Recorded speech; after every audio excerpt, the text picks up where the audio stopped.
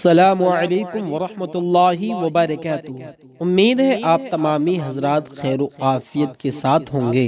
اللہ کریم کی بارگاہ میں دعا کرتا ہوں اللہ کریم آپ کو ہمیشہ ہمیشہ خوش رکھے، شاد و آباد رکھے۔ میرے پیارے بھائیوں، پیارے دوستو، آپ بہت بڑے خوش نصیب ہو کیونکہ یہ اچھی ویڈیو دیکھ رہے ہو اور اللہ پاک نے آپ کو یہ اچھی ویڈیو دیکھنے کی توفیق دی، ورنہ ایسی دعائیں، اچھی ویڈیو ہر ایک کے مقدر میں نہیں ہوتی۔ آپ کو اپنی قسمت پر ناز کرنا چاہیے کہ آپ کو اللہ تبارک و تعالی نے یہ پاورفل دعا سننے کی توفیق دی۔ دوستو، میں اس دعا کی آپ سے کیا تعریف کروں۔ یہ وہ دعا ہے، آپ اس دعا کو جس مقصد سے اور جس ارادے سے سنو گے، انشاءاللہ تعالی آپ کا وہ مقصد، وہ ارادہ فوری طور پر پورا ہو جائے گا۔ آپ کے گھر میں برکت ہوگی، کاروبار میں ترقی ہوگی، روزی روزگار میں بے شمار برکت ہوگی اور اللہ کی رحمت کی بارش ہوگی۔ اگر آپ کے گھر پہ جادو کا اثر ہے، جناتی اثرات ہیں، بلائیں ہیں، وبائیں ہیں، آفتیں ہیں، تو میرے پیارے بھائیوں، پیارے دوستو، اس دعا کو صرف اپنے موبائل میں چالو کر رکھ دو، انشاءاللہ تعالی آپ کے گھر سے ساری پریشانیاں ختم ہو جائیں گی اور اللہ تبارک و تعالی کے فضل و کرم سے آپ مالا مال ہو جاؤ گے۔ دوستو، اگر آپ بیمار رہتے ہیں یا میری بہنیں بیمار رہتی ہیں یا کوئی دقت ہے، جسمانی امراض ہے یا روحانی بیماری ہے، تو آپ حضرات اس دعا کو ضرور سن لینا۔ انشاءاللہ تعالی آپ کو ہر طرح کی بیماری سے، ہر طرح کی پریشانی سے نجات مل جائے گی اور اللہ تبارک و تعالی کے فضل و کرم سے آپ کو امن و سکون مل جائے گا۔ تو آئیے دوستو، اب میں دعا کو پڑھنا شروع کرتا ہوں۔ آپ حضرات دل لگا کر دعا کو سننا شروع کر دیں۔ چینل پر پہلی بار آئے ہیں تو محبت کے ساتھ میں چینل کو سبسکرائب کریں، بیل آئیکن کو پریس کریں تاکہ ہر آنے والی ویڈیو کا نوٹیفیکیشن آپ کے پاس پہنچ جائے اور آپ حضرات اس ویڈیو سے خوب فائدہ حاصل کر سکیں۔ اور دوستو، ثواب کی نیت سے کمنٹس میں سبحان اللہ، ماشاء اللہ، آمین ضرور لکھ دیں۔ بسم اللہ الرحمن الرحیم، الف لام میم، ذالک الکتاب لا ریب فیہ ہدی للمتقین الذین یؤمنون بالغیب ویقیمون الصلاة ومما رزقناہم ينفقون والذین یؤمنون بما انزل الیک وما انزل من قبلک وبالآخرۃ هم یوقنون اولئک علی ھدی من ربہم واولئک هم المفلحون ان الذین کفروا سواء علیہم اانذرتهم ام لم تنذرهم لا یؤمنون ختم اللہ علی قلوبہم وعلی سمعہم وعلی ابصارہم غشاوہ ولہم عذاب عظیم ومن الناس من يقول آمنا بالله وباليوم الآخر وما هم بمؤمنين يخادعون الله والذين آمنوا وما يخدعون إلا أنفسهم وما يشعرون في قلوبهم مرض فزادهم الله مرضا ولهم عذاب عليم بما كانوا يكذبون وإذا قيل لهم لا تفسدوا في الأرض قالوا إنما نحن مصلحون ألا إنهم هم المفسدون ولكن لا يشعرون وَإِذَا قِيلَ لَهُمْ آمِنُوا كَمَا آمن الناس قالوا أنؤمن كما آمن السفهاء ولا إنهم هم السفهاء ولكن لا يعلمون وإذا لقوا الذين آمنوا قالوا آمنا وإذا خلوا إلى شياطينهم قالوا إنا معكم إنما نحن مستهزئون الله يستهزئ بهم ويمدهم في طغيانهم يعمهون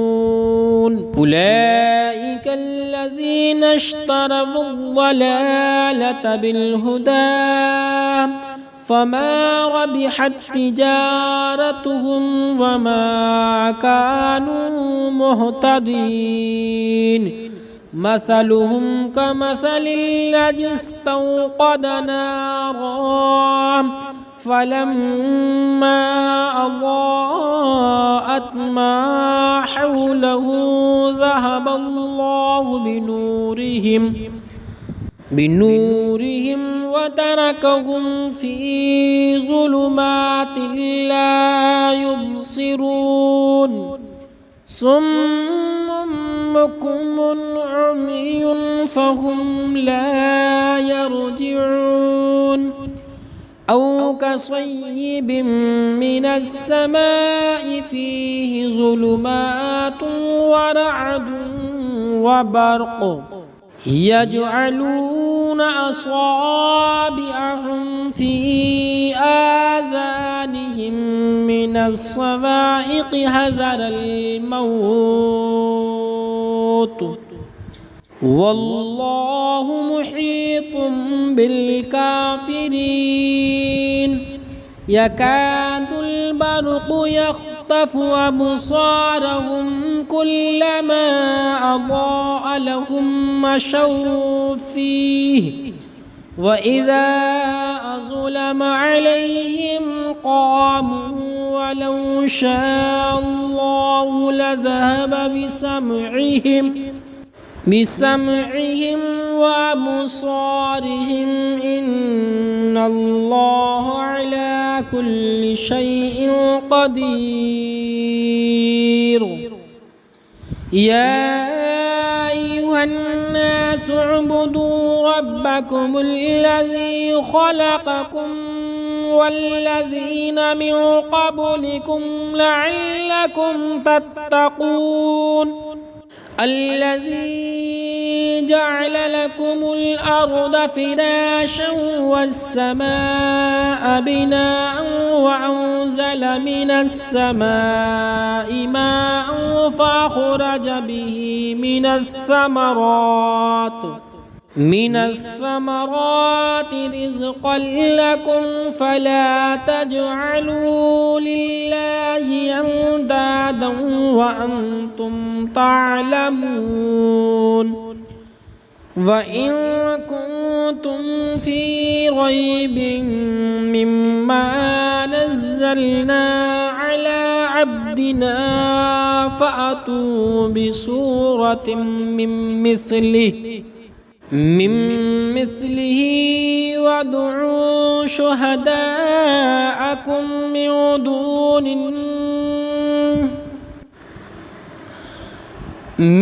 مثله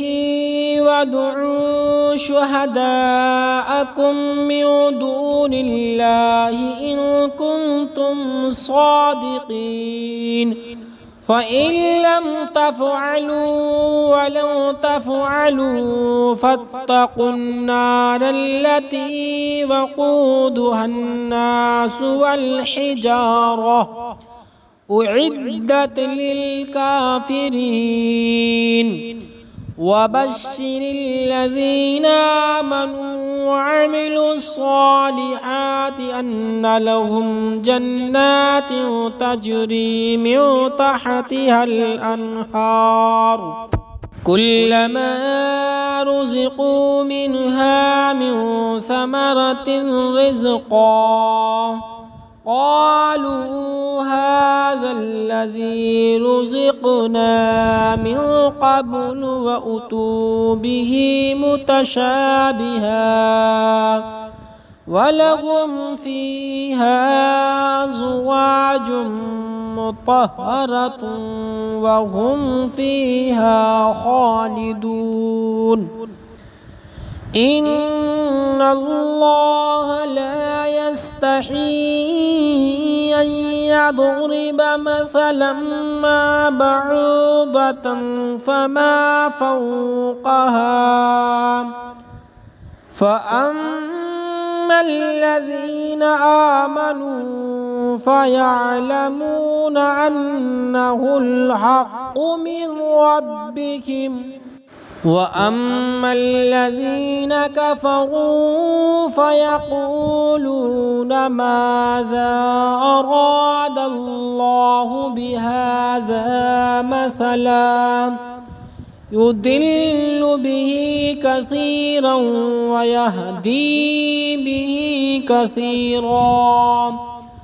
وما يضل به إلا الفاسقين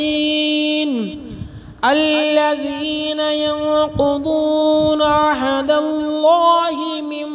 بعد ميثاقه ويقطعون ما أمر الله به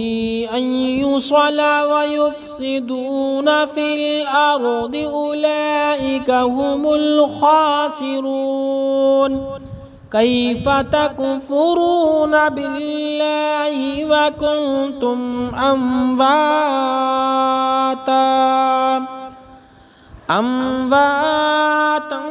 فأحياكم ثم يميتكم ثم يحييكم ثم إليه ترجعون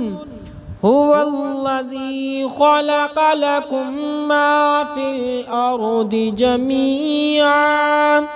ثم استوى إلى السماء فسواهن 7 سماوات وهو بكل شيء عليم بسم الله الرحمن الرحيم ألف لام ميم ذلك الكتاب لا ريب فيه هدى للمتقين الذين يؤمنون بالغيب ويقيمون الصلاة ومما رزقناهم ينفقون والذين يؤمنون بما أنزل إليك وما أنزل من قبلك وبالآخرة هم يوقنون أولئك على هدى من ربهم وأولئك هم المفلحون إن الذين كفروا سواء عليهم أأنذرتهم أم لم تنذرهم لا يؤمنون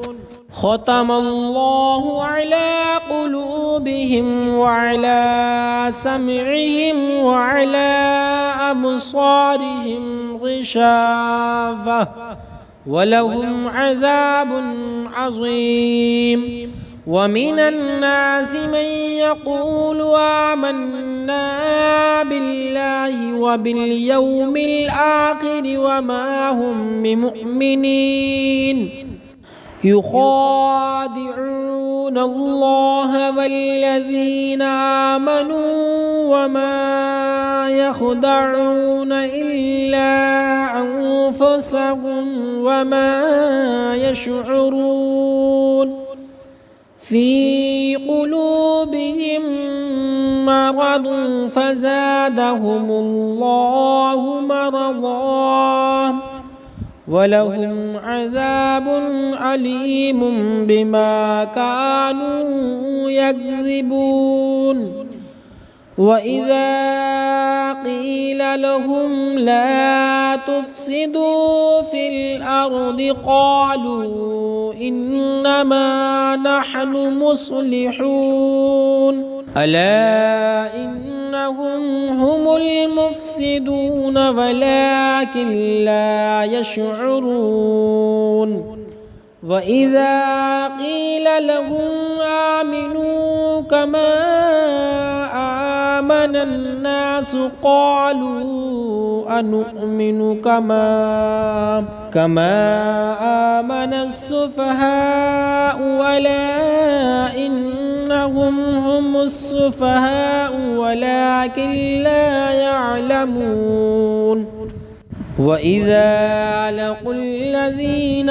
آمنوا قالوا آمنا وإذا خلوا إلى شياطينهم قالوا إنا معكم إنما نحن مستهزئون الله يستهزئ بهم ويمدهم في طغيانهم يعمهون أولئك الذين اشتروا الضلالة بالهدى فما ربحت تجارتهم وما كانوا مهتدين مثلهم كمثل الذي استوقد نارا فلما أضاءت ما حوله ذهب الله بنورهم وتركهم في ظلمات لا يبصرون صم بكم عمي فهم لا يرجعون أو كصيب من السماء فيه ظلمات ورعد وبرق يجعلون أصابعهم في آذانهم من الصواعق حذر الموت والله محيط بالكافرين يكاد البرق يخطف أبصارهم كلما أضاء لهم مشوا فيه وإذا أظلم عليهم قاموا ولو شاء الله لذهب بسمعهم وأبصارهم إن الله على كل شيء قدير يا أيها الناس اعبدوا ربكم الذي خلقكم والذين من قبلكم لعلكم تتقون الذي جعل لكم الأرض فراشا والسماء بناء وأنزل من السماء ماء فأخرج به من الثمرات رزقا لكم فلا تجعلوا لله أندادا وأنتم تعلمون وإن كنتم في ريب مما نزلنا على عبدنا فأتوا بسورة من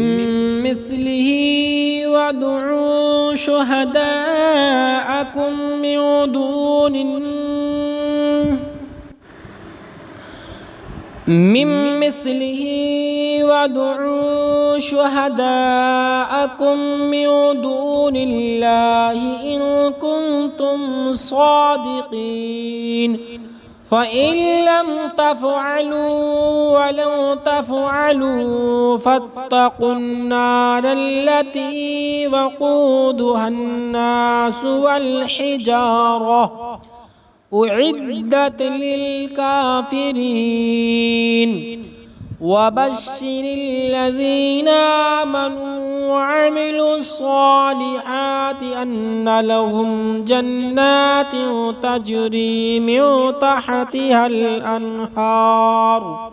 كلما رزقوا منها من ثمرة رزقا قالوا هذا الذي رزقنا من قبل وأتوا به متشابها ولهم فيها أزواج مطهرة وهم فيها خالدون إن الله لا يستحيي أن يضرب مثلا ما بعوضة فما فوقها فأما الذين آمنوا فيعلمون أنه الحق من ربهم وأما الذين كفروا فيقولون ماذا أراد الله بهذا مثلا يضل به كثيرا ويهدي به كثيرا وما يضل به إلا الفاسقين الذين ينقضون عهد الله من بعد ميثاقه ويقطعون ما أمر الله به أن يوصل ويفسدون في الأرض أولئك هم الخاسرون كيف تكفرون بالله وكنتم أمواتا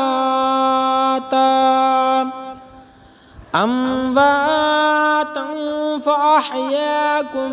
ثم يميتكم ثم يحييكم ثم إليه ترجعون هو الذي خلق لكم ما في الأرض جميعا ثم استوى إلى السماء فسواهن 7 سماوات وهو بكل شيء عليم. بسم الله الرحمن الرحيم. ألف لام ميم ذلك الكتاب لا ريب فيه هدى للمتقين الذين يؤمنون بالغيب ويقيمون الصلاة ومما رزقناهم ينفقون والذين يؤمنون بما أنزل إليك وما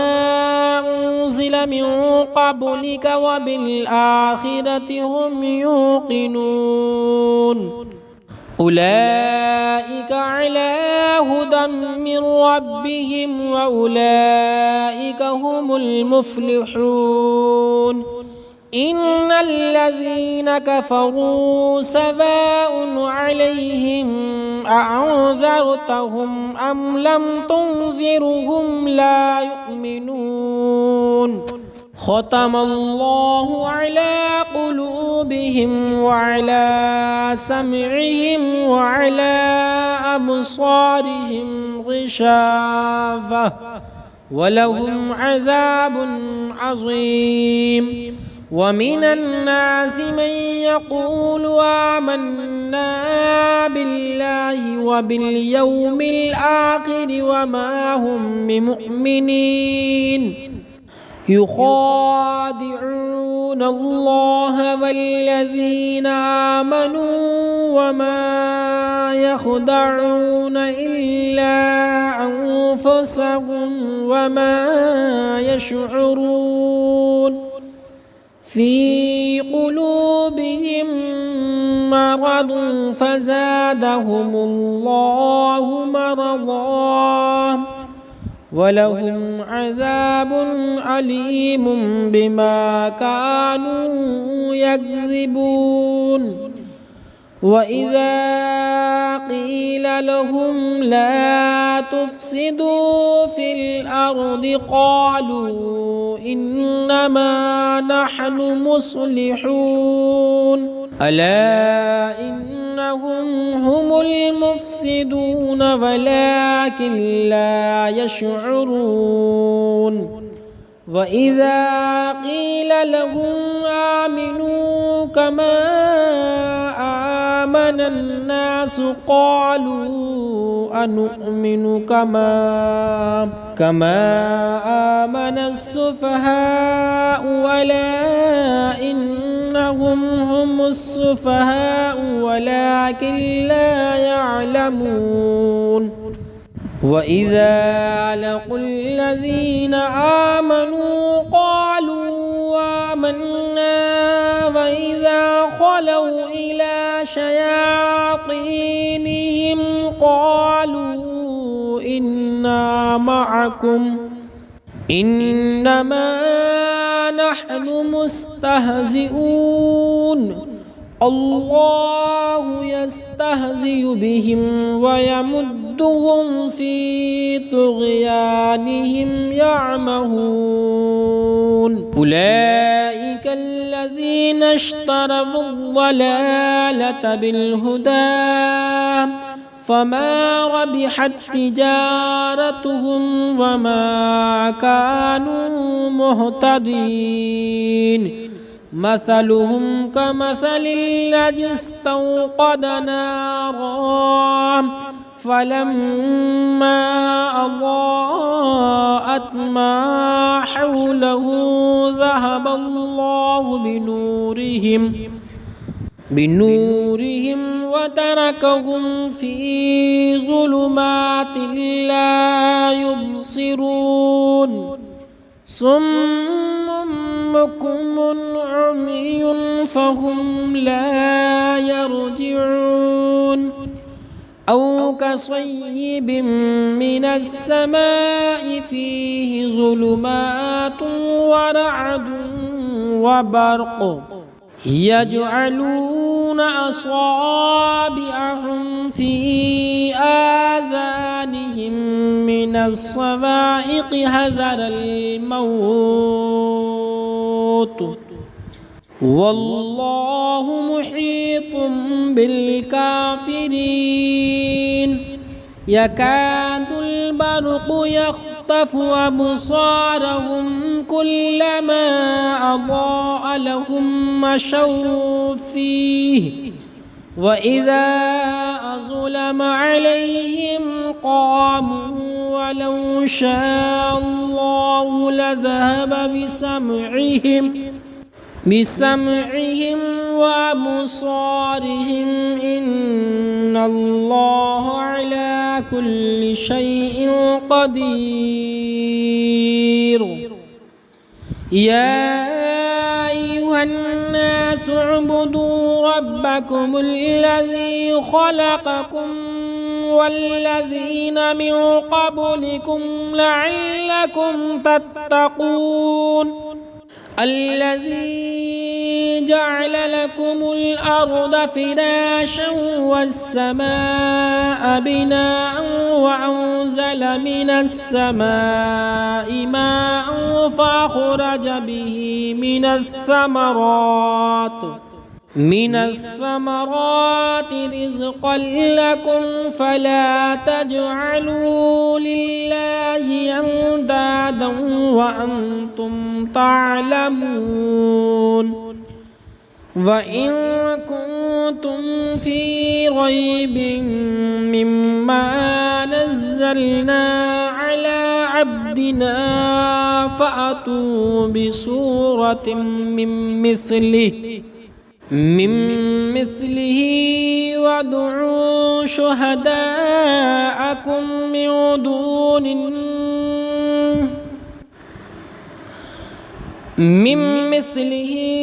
وادعوا شهداءكم من دون الله إن كنتم صادقين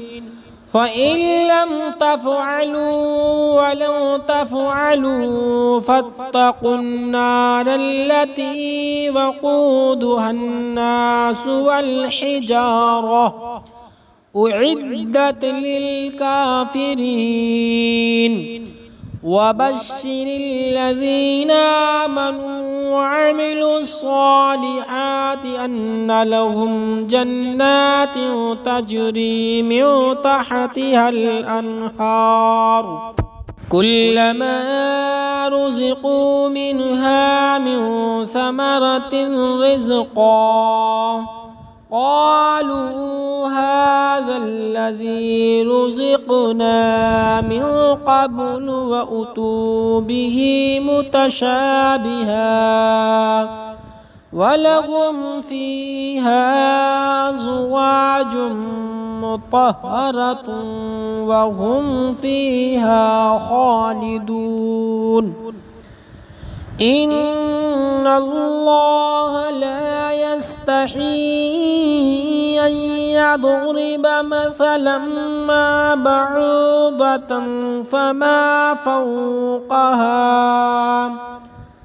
فأما الذين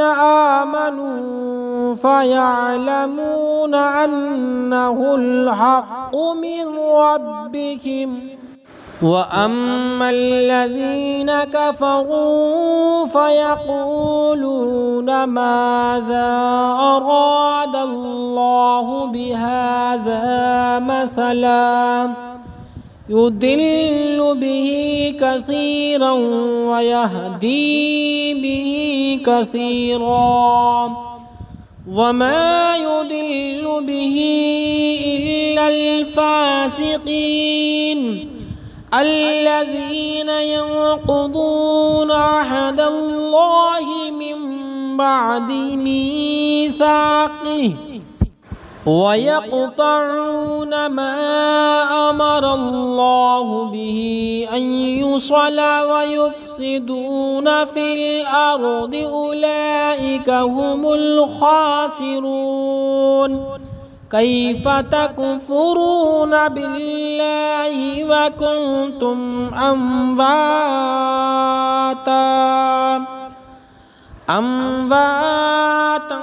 فأحياكم ثم يميتكم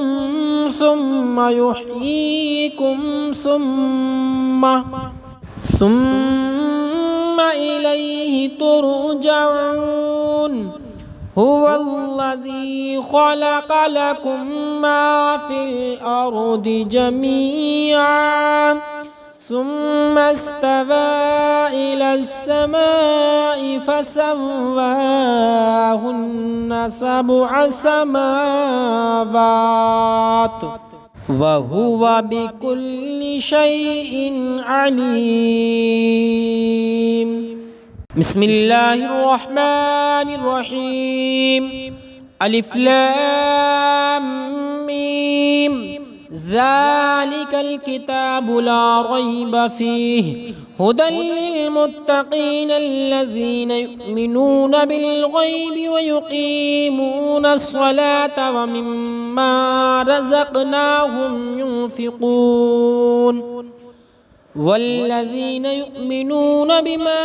أنزل إليك وما أنزل من قبلك وبالآخرة هم يوقنون أولئك على هدى من ربهم وأولئك هم المفلحون إن الذين كفروا سواء عليهم أأنذرتهم أم لم تنذرهم لا يؤمنون ختم الله على قلوبهم وعلى سمعهم وعلى أبصارهم غشاوة ولهم عذاب عظيم. ومن الناس من يقول آمنا بالله وباليوم الآخر وما هم بمؤمنين يخادعون الله والذين آمنوا وما يخدعون إلا أنفسهم وما يشعرون.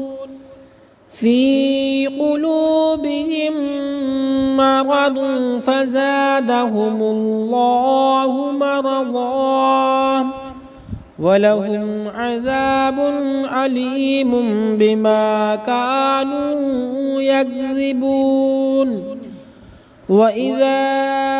قيل لهم لا تفسدوا في الأرض قالوا إنما نحن مصلحون ألا إنهم هم المفسدون ولكن لا يشعرون. وإذا قيل لهم آمنوا كما آمن الناس قالوا أنؤمن كما آمن السفهاء ألا إنهم هم السفهاء ولكن لا يعلمون. وإذا لقوا الذين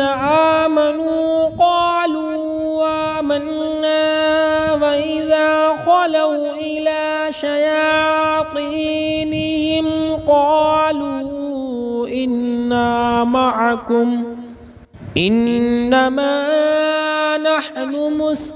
مستهزئون الله يستهزئ بهم ويمدهم في طغيانهم يعمهون. أولئك الذين اشتروا الضلالة بالهدى فما ربحت تجارتهم وما كانوا مهتدين. مثلهم كمثل الذي استوقد نارا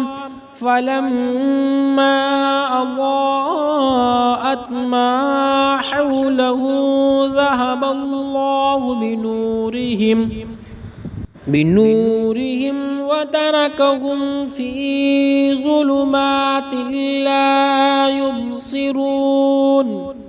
صم بكم عمي فهم لا يرجعون. أو كصيب من السماء فيه ظلمات ورعد وبرق يجعلون أصابعهم في آذانهم من الصواعق حذر الموت والله محيط بالكافرين. يكاد البرق يخطف أبصارهم كلما أضاء لهم مشوا فيه وإذا أظلم عليهم قاموا ولو شاء الله لذهب بسمعهم وأبصارهم إن الله على كل شيء قدير. يا أيها الناس اعبدوا ربكم الذي خلقكم والذين من قبلكم لعلكم تتقون. الذي جعل لكم الأرض فراشا والسماء بناء وأنزل من السماء ماء فأخرج به من الثمرات رزقا لكم فلا تجعلوا لله أندادا وأنتم تعلمون وإن كنتم في ريب مما نزلنا على عبدنا فأتوا بسورة من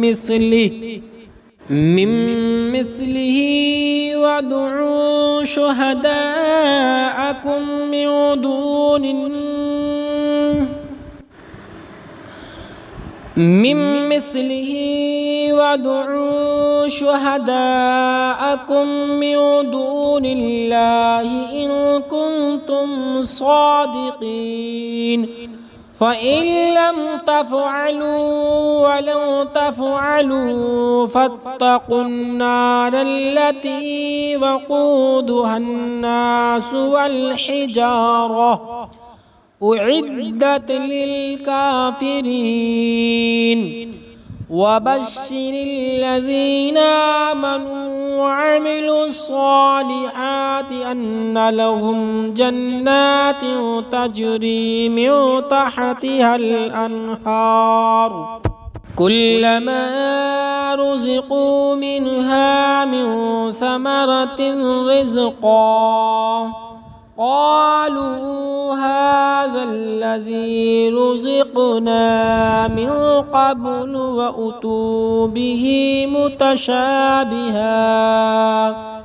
ولهم فيها أزواج مطهرة وهم فيها خالدون إن الله لا يستحيي أن يضرب مثلا ما بعوضة فما فوقها فأما الذين آمنوا فيعلمون أنه الحق من ربهم وأما الذين كفروا فيقولون ماذا أراد الله بهذا مثلا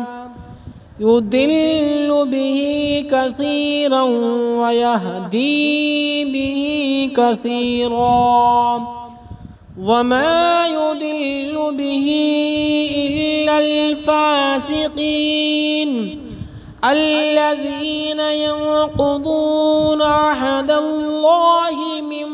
بعد ميثاقه ويقطعون ما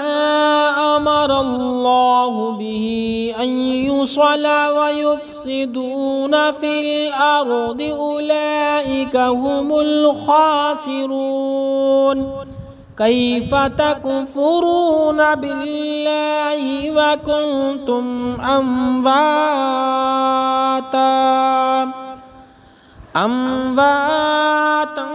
فأحياكم ثم يميتكم ثم يحييكم ثم إليه ترجعون هو الذي خلق لكم ما في الأرض جميعا ثم استوى إلى السماء فسواهن 7 سماوات وهو بكل شيء عليم بسم الله الرحمن الرحيم ألف لام ميم ذلك الكتاب لا ريب فيه هدى للمتقين الذين يؤمنون بالغيب ويقيمون الصلاة ومما رزقناهم ينفقون والذين يؤمنون بما أنزل إليك وما أنزل من قبلك وبالآخرة هم يوقنون أولئك على هدى من ربهم وأولئك هم المفلحون إن الذين كفروا سواء عليهم أأنذرتهم أم لم تنذرهم لا يؤمنون ختم الله على قلوبهم وعلى سمعهم وعلى أبصارهم غشاوة ولهم عذاب عظيم ومن الناس من يقول آمنا بالله وباليوم الآخر وما هم بمؤمنين يخادعون الله والذين آمنوا وما يخدعون إلا أنفسهم وما يشعرون في قلوبهم مرض فزادهم الله مرضا ولهم عذاب أليم بما كانوا يكذبون وإذا قيل لهم لا تفسدوا في الأرض قالوا إنما نحن مصلحون ألا إنهم هم المفسدون ولكن لا يشعرون وإذا قيل لهم آمنوا كما آمن الناس قالوا أنؤمن كما آمن السفهاء ألا إنهم هم السفهاء ولكن لا يعلمون وإذا لقوا الذين آمنوا قالوا آمنا وإذا خلوا إلى شياطينهم قالوا إنا معكم إنما نحن مستهزئون الله يستهزئ بهم ويمدهم في طغيانهم يعمهون أولئك الذين اشتروا الضلالة بالهدى فما ربحت تجارتهم وما كانوا مهتدين مثلهم كمثل الذي استوقد نارا فلما أضاءت ما حوله ذهب الله بنورهم وتركهم في ظلمات لا يبصرون صم بكم عمي فهم لا يرجعون أو كصيب من السماء فيه ظلمات ورعد وبرق يجعلون أصابعهم في آذانهم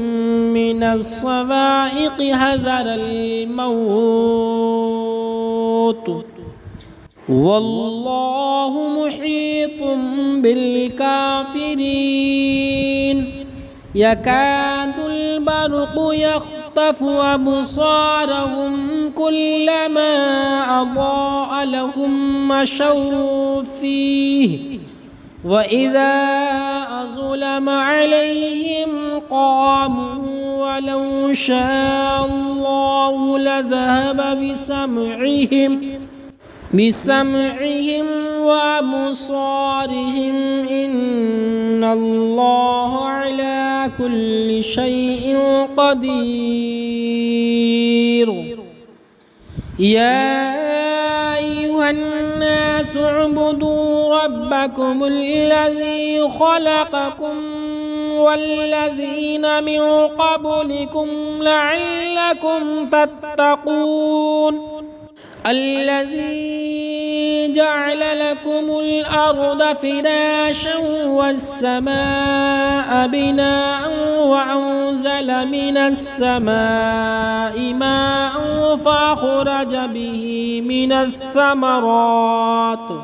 من الثمرات رزقا لكم فلا تجعلوا لله أندادا وأنتم تعلمون. وإن كنتم في ريب مما نزلنا على عبدنا فأتوا بسورة من مثله وادعوا شهداءكم من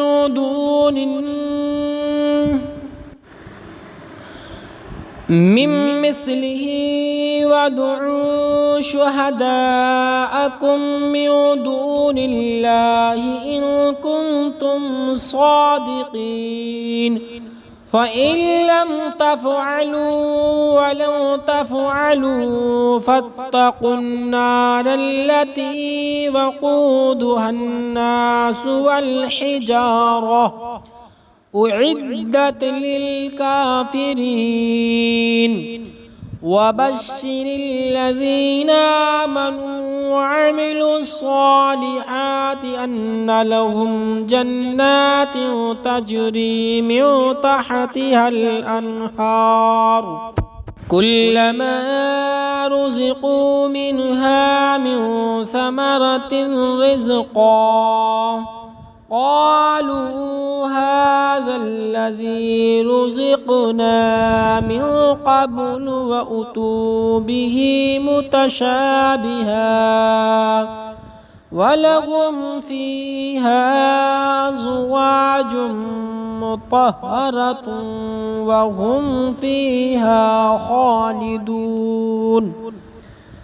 إن الله لا يستحيي أن يضرب مثلا ما بعوضة فما فوقها فأما الذين آمنوا فيعلمون أنه الحق من ربهم وأما الذين كفروا فيقولون ماذا أراد الله بهذا مثلا يضل به كثيرا ويهدي به كثيرا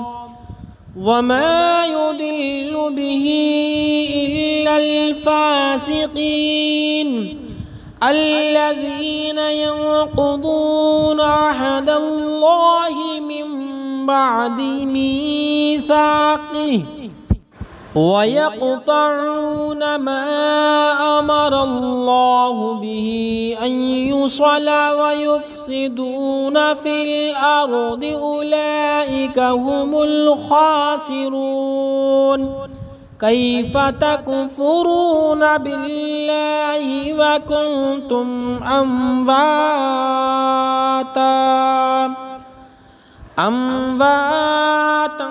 فأحياكم ثم يميتكم ثم يحييكم ثم إليه ترجعون. هو الذي خلق لكم ما في الأرض جميعا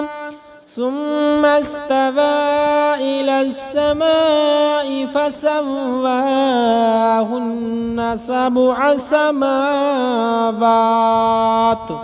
وهو بكل شيء عليم. بسم الله الرحمن الرحيم والفجر وليال عشر والشفع والوتر والليل إذا يسر هل في ذلك قسم لذي حجر ألم تر كيف فعل ربك بعاد إرم ذات العماد التي لم يخلق مثلها في البلاد وثمود الذين جابوا الصخر بالواد وفرعون ذي الأوتاد الذين طغوا في البلاد فأكثروا فيها الفساد فصب عليهم ربك صوت عذاب إن ربك لبالمرصاد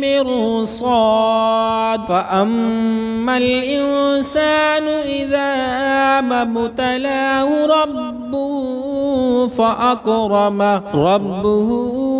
فأكرمه ونعمه فيقول ربي أكرمن وأما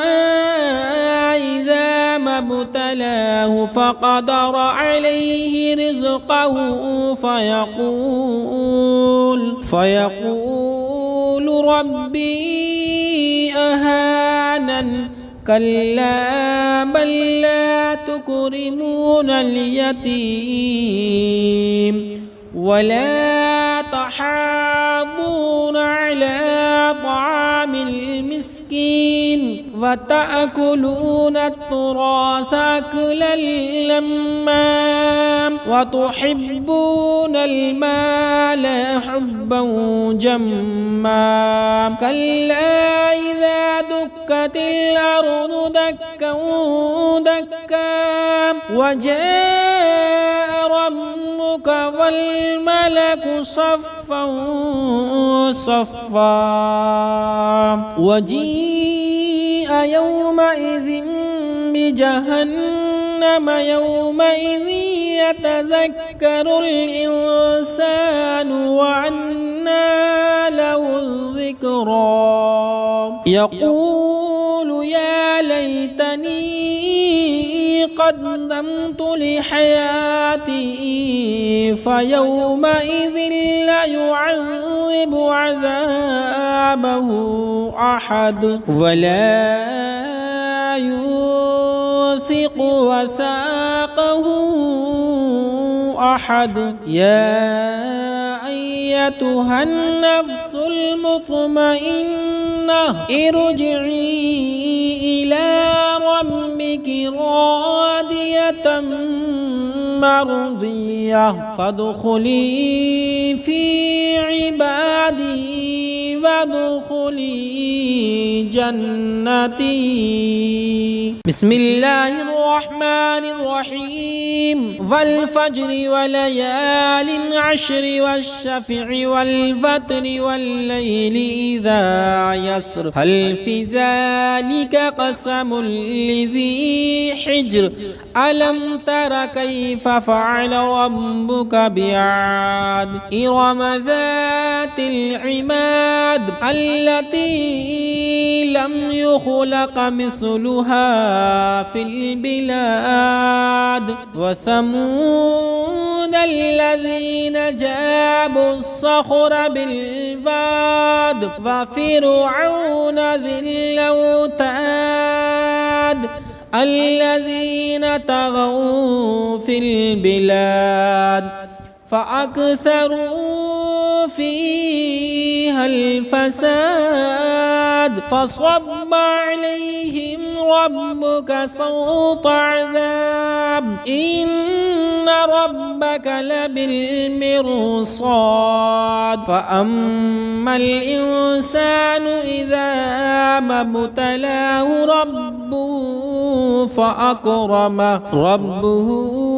فأكرمه ونعمه فيقول ربي أكرمن وأما إذا ما ابتلاه فقدر عليه رزقه فيقول ربي أهانن كلا بل لا تكرمون اليتيم ولا تحاضون على طعام المسكين وتأكلون التراث أكلا لما وتحبون المال حبا جما كلا إذا دكت الأرض دكا دكا وجاء ربك والملك صفا صفا وجيء يومئذ بجهنم يومئذ يتذكر الإنسان وأنى له الذكرى يقول يا ليتني قدمت لحياتي فيومئذ لا يعذب عذابه أحد ولا يوثق وثاقه أحد يا أيتها النفس المطمئنة ارجعي إلى ربك راضية مرضية فادخلي في عبادي وادخلي جنتي.